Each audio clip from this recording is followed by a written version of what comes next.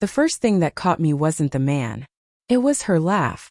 Light, unguarded, spilling through the restaurant's misted window as though the night itself was conspiring to show me what I wasn't meant to see.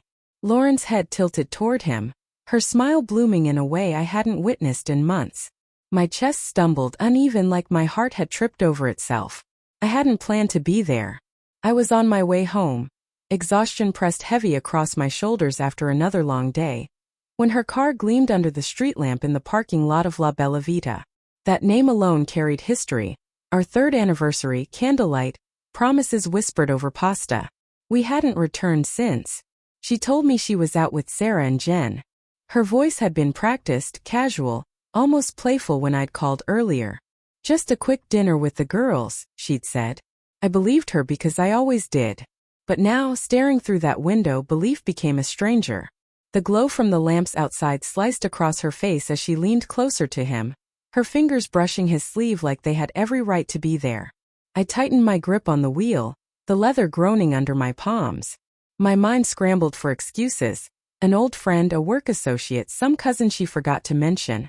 Yet the sparkle in her eyes and the curve of her lips, so alive, so familiar, belonged to a version of her I hadn't seen in what felt like forever. Our marriage hadn't shattered overnight. It had eroded like frost creeping across glass. Small lies disguised as late nights. Work's insane, she'd insist, dropping her purse on the counter with tired eyes. Jen needs me again, she's struggling. I let it go. I always did. Kissed her forehead. Ignored the faint salt of her skin and the way her gaze slid past mine. I told myself love was enough. That her off-key humming in the kitchen and the way she tucked into me when storms rattled the windows still meant something. But tonight, those comforts sounded like lullabies sung over a grave.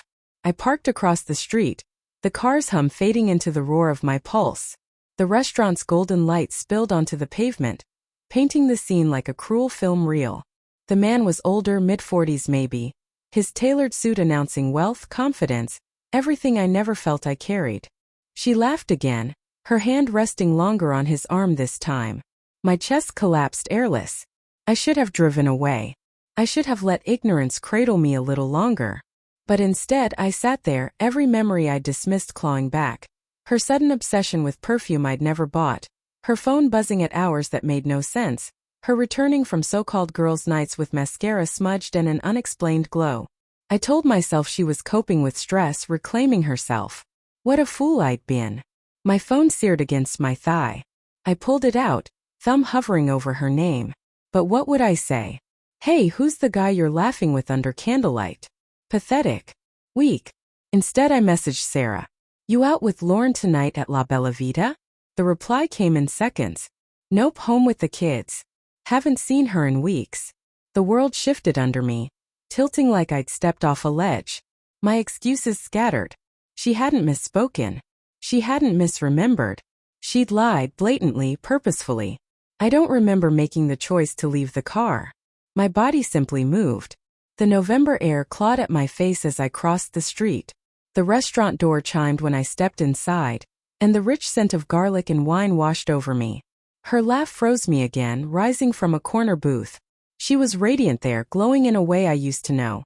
The man leaned close, whispering, his words pulling a blush from her cheeks that gutted me. My voice found her before my heart caught up. Lauren. Her head snapped toward me, eyes wide, her face draining of color. The man jerked his hand back from hers like it had burned. Mark, she stammered, voice trembling. What are you doing here? I swallowed the hurricane inside me and forced my tone steady. I could ask you the same thing. Girls' night, right? Her mouth opened but words failed her. The man cleared his throat, standing with calculated ease.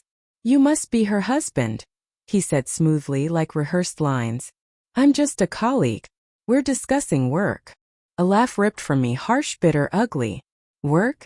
At 9 o'clock at night, with wine and candlelight. My eyes locked on hers, desperate to find some trace of the woman I promised my life to. Who is he, Lauren?